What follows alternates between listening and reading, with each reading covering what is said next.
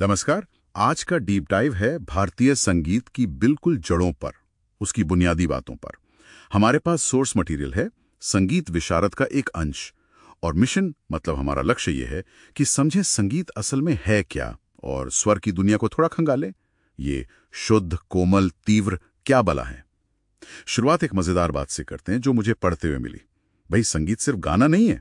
Source में लिखा है गीतम वाद्यम तथा नृत्यम त्रयम संगीतम मुच्यते। तो चलिए इसी को खोलते हैं पहले। हाँ बिल्कुल, ये जानना बहुत जरूरी है क्योंकि आमतौर पे हम, जैसे आपने कहा, संगीत को सिर्फ गाना या ज्यादा से ज्यादा इंस्ट्रूमेंट बजाना समझ लेते हैं। पर ये श्लोक साफ कहता है गायन यानी गीत, वादन मतलब इंस्ट्रूमेंट बजाना, और नृत्य, हाँ डांस भी, ये तीनों मिलकर संगीत है। अच्छा, डांस भी संगीत का हिस्सा है। ये तो काफी दिलचस्प है। तो क्या इन तीनों में कोई ज्यादा इंपॉर्टेंट है या सब बराबर है? सोर्स के हिसाब से एक हायरार्की, एक क्रम है। वो कहते हैं कि गायन सबसे ऊपर है, प्रधान है, उसके अधीन वादन है, और फिर वादन के अधीन नृत्य है। इसीलिए गायन को मेन माना गया है। और देखिए, संगीत शब्द का मतलब ही है गान के सहित। सम मतलब सहित और गीत मतलब गान। तो गाना तो इसकी आत्मा है ही। समझ गया। मतलब गाना लीड करता है और बाकी दोनों उसे फॉलो करते हैं एक तरह से। ठीक है। तो संगीत की ये बड़ी परिभाषा हुई। अब आते हैं उस आवाज पर जो संगीत बनाती है, क्योंकि हर आवाज तो संगीत नहीं होती है ना। जैसे बाहर ट्रैफिक का शोर, इसमें और संगीत की आवाज में क्या फर्क बताया गया है सोर्स में? हाँ, सही पॉइंट है। यहीं पर स्वर और कोलाहल का फर्क आता है। देखिए, जो आवाज सुनने में अच्छी लगे, मधुर हो, जिसके कंपन मतलब वाइब्रेशंस नियमित हों, रेगुलर हों, एक पैटर्न में हो, वो स्वर है। और यही आवाज संगीत के काम की है। अच्छा, रेगुलर वाइब्रेशंस, ओके। और जब वो वाइब्रेशंस अनियमित हों, बेतरतीब हों, आगे पीछे, तो वो कानों को अच्छी नहीं लगती, वो कर्कश होती है। उसे कोलाहल या बस शोर कहते हैं। तो साफ है, नियमित आंदोलन वाली मधुर ध्वनि ही स्वर है। हाँ, और ये स्वर कितने होते हैं? मैंने कहीं पढ़ा था या सुना था कि संगीत में कोई 22 तरह की ध्वनियां होती हैं। हाँ बिल्कुल, सोर्स में इसका जिक्र है।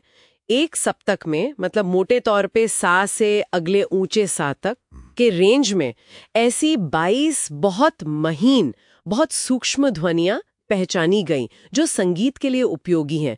इन्हीं को श्रुति कहा गया है। श्रुति मतलब जो सुना जा सके।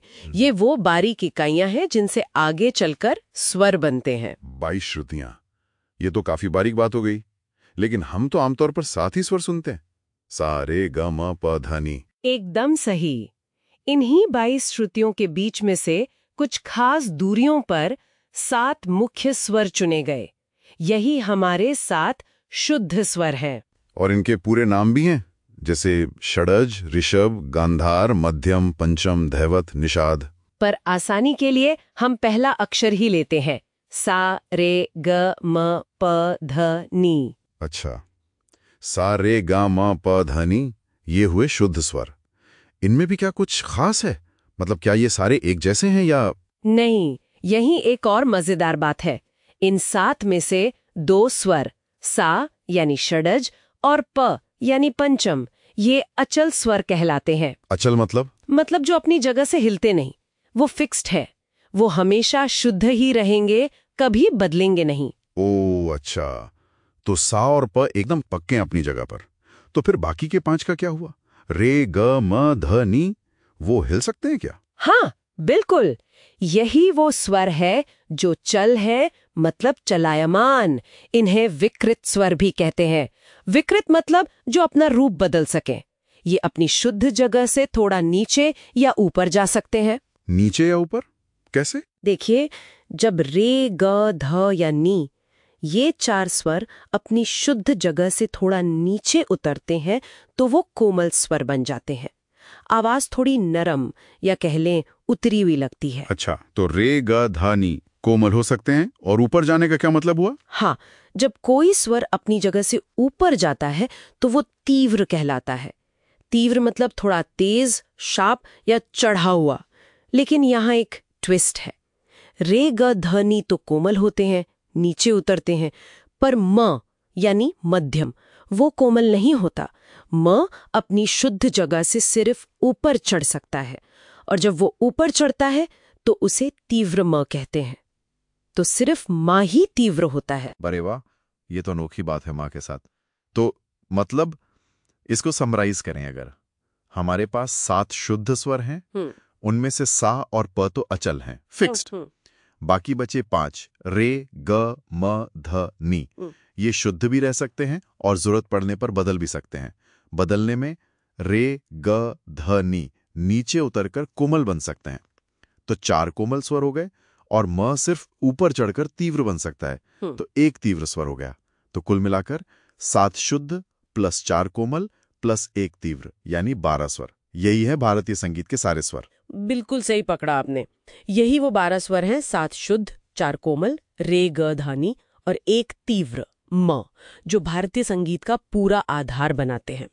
इन्हीं से सारे राग बनते हैं, सारी धुनें निकलती हैं। सोर्स में इनको लिखने के तरीके भी बताए हैं, जैसे भातखंडे जी की पद्धति में कोमल स्वर के नीचे एक लाइन और तीव्र मौ के ऊपर एक खड़ी लाइन लगाते हैं। पर वो नोटेशन की बात है, कॉन्सेप्ट यही 12 स्वर है। तो इस डीप डाइव में समझा कि संगीत सिर्फ गाना बजाना नहीं, उसमें नृत्य भी शामिल है, और गायन सबसे महत्वपूर्ण है। फिर हमने देखा कि स्वर क्या है, वो मीठी आवाज जो नियमित कंपन से बनती है, शोर से बिल्कुल अलग। और श्रुति का कॉन्सेप्ट भी समझा, वो 22 बारीक ध्वनियां। हाँ, और सबसे जरूरी हमने स्वरों के परिवार को समझा। 7 शुद्ध स्वर, जिसमें सा और प हमेशा स्थिर रहते हैं, अचल हैं, और बाकी 5 रे, ग, ध, नी और म जरूरत के हिसाब से थोड़े बदल सकते हैं, कोमल या तीव्र होकर। और इन्हीं 12 स्वरों से संगीत में सारे रंग भरते हैं।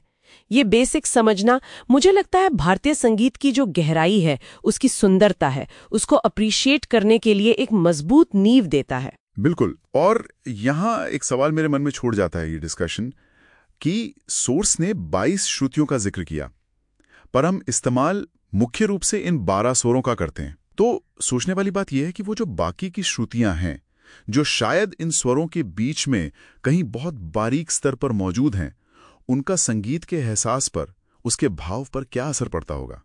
क्या वो ऐसे रंग भरती होंगी जिन्हें हम सचेत होकर पहचान भी नहीं पाते? ये अपने आप में एक अलग खोज का विषय है शायद।